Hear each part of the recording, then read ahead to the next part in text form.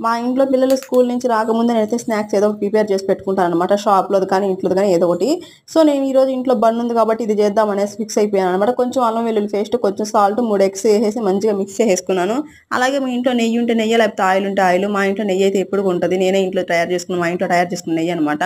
So, అదేసేసి మంచిగా అనేది బన్నది fry చేసేసుకోవాలి నీట్‌గా గోల్డ్ కలర్ వచ్చేలాగా. అలాగే మనం ఏదైతే మిక్స్ చేసి పెట్టుకున్నామో అదనేది ఇది మీద అప్లై చేసేసుకొని తర్వాత టమాటా పీసెస్ కానీ, లేకపోతే ఆనియన్ పీసెస్ కానీ ఏసుకోవచ్చు. నాకైతే ఆనియన్ ఎందుకో నచ్చదు. అందుకే నేను టమాటా పీస్ అనేది పెట్టాను.